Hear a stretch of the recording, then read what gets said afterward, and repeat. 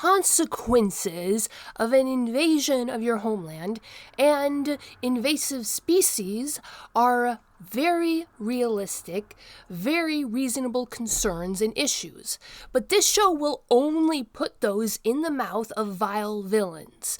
These are concerns and issues that G1 addressed 1,000 times better 40 years before this show was written.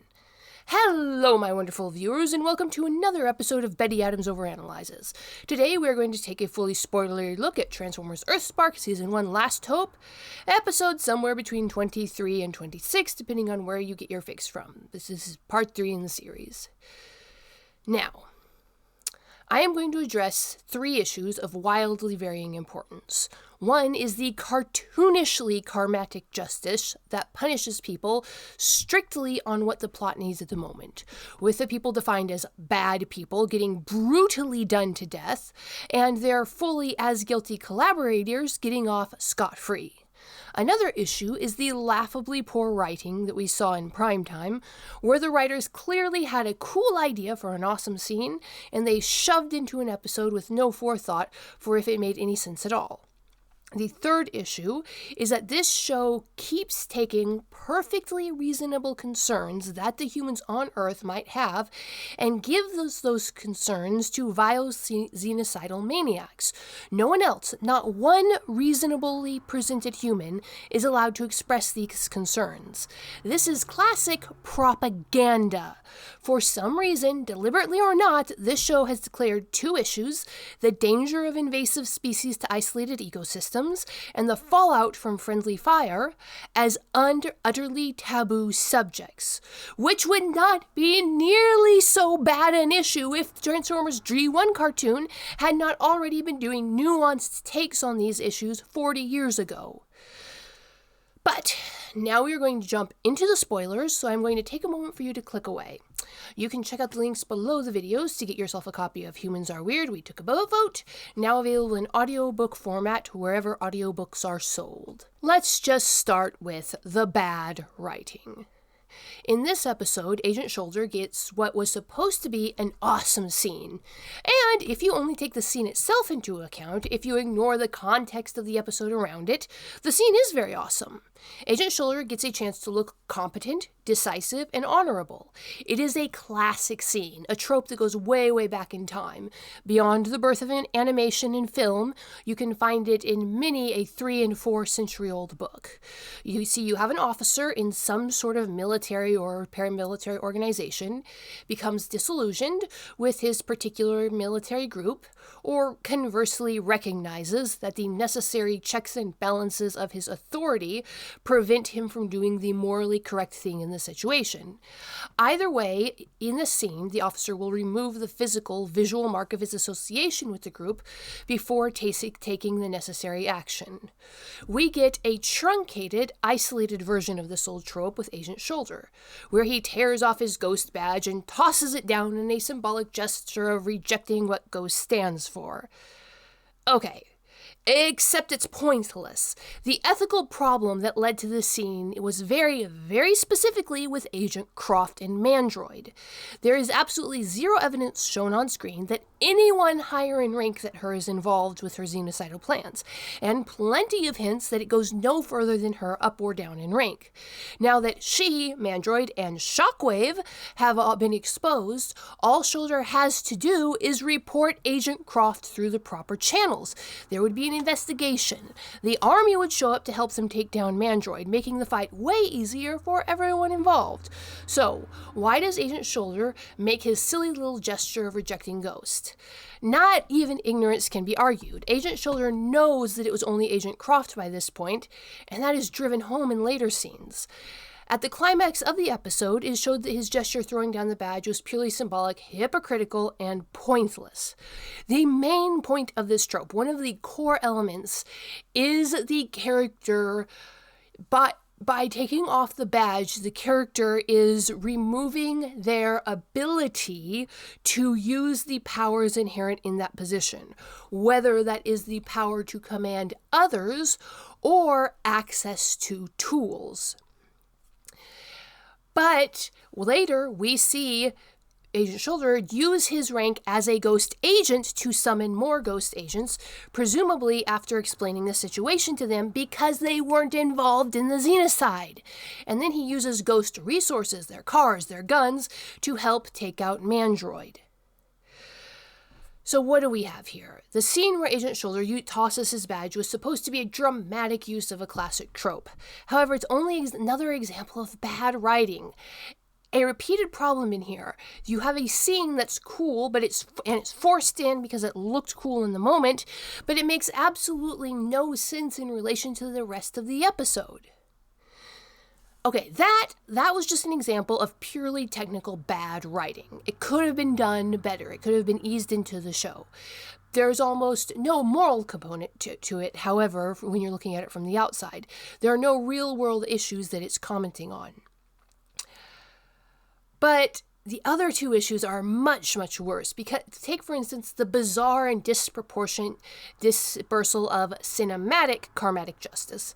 I know that it is technically the wrong use of the word karma here. Karma affects you in the next life, not this life, to put a very simplified point on it. But the word does get my point across. This is a whole nother stinky barrel of fish. You have Agent Croft, Mandroid, and Shockwave. They were all working together to activate the space bridge, to harness Quintus Prime's weapon, and to mind control the other Cybertronians.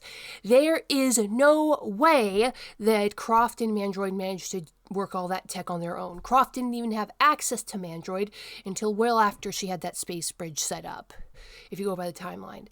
This means that Shockwave, at least, was working with Croft, and there was large hints, that, especially in the episode where the Seekers escaped, that she had cut deals with the Seekers as well.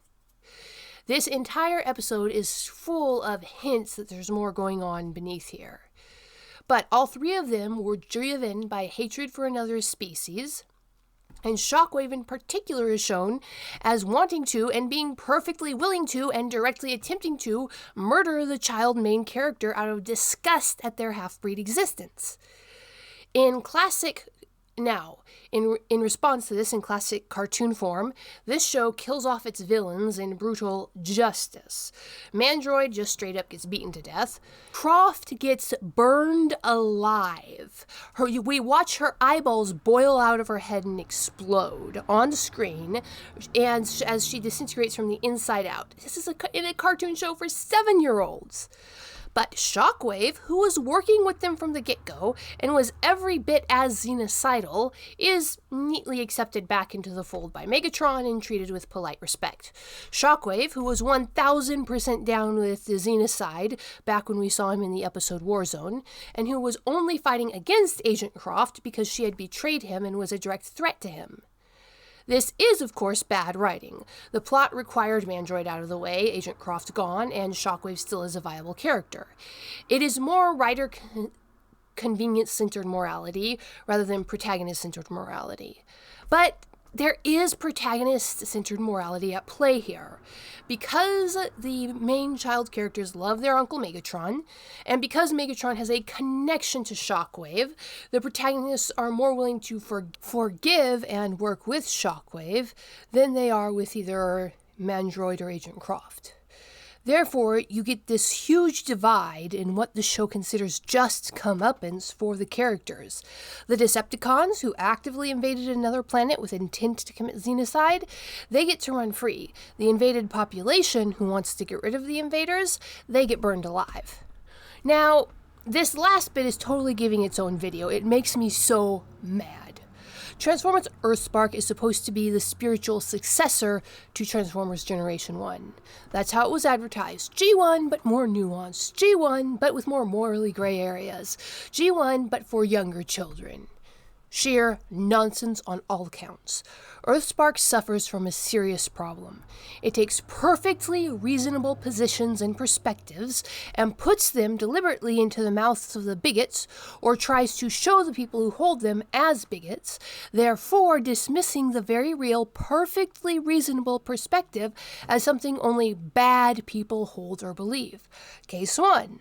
Robbie's friend, who while being perfectly friendly with Twitch and Thrash, accepting them instantly despite the strangeness of the situation, hurt their feelings by hinting that human resentment at the Decepticon Autobot presence might be justified. The show just straight up destroyed his friendship with Robbie, clearly showing that this child was a bad person. Case 2. The citizens of Witwicky, who resent having giant robot fights brought into their town, are shown as cowardly, stupid bigots.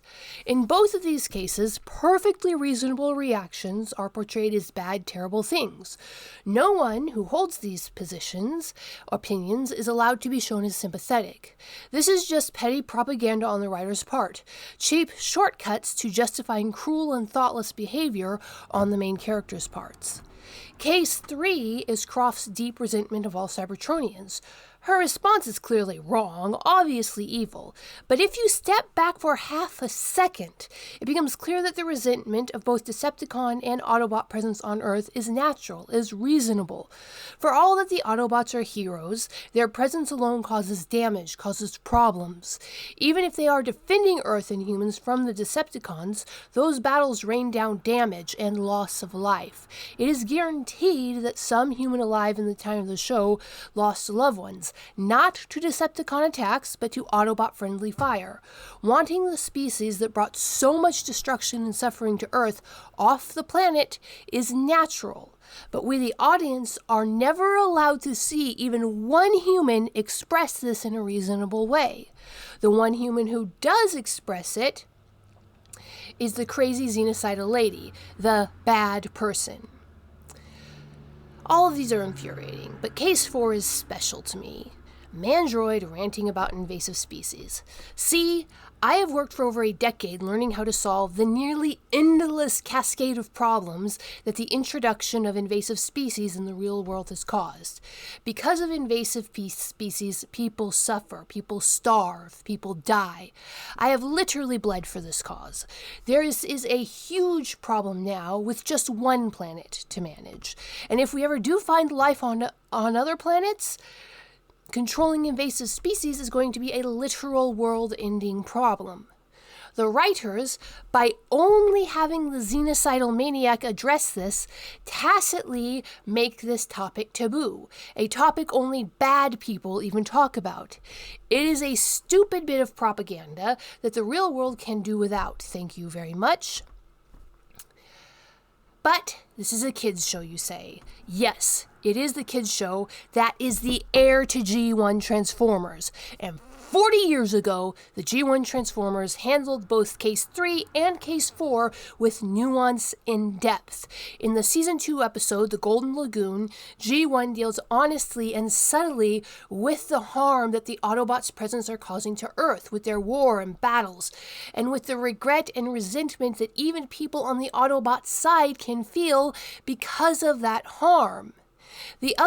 But it was done with tact, with delicacy.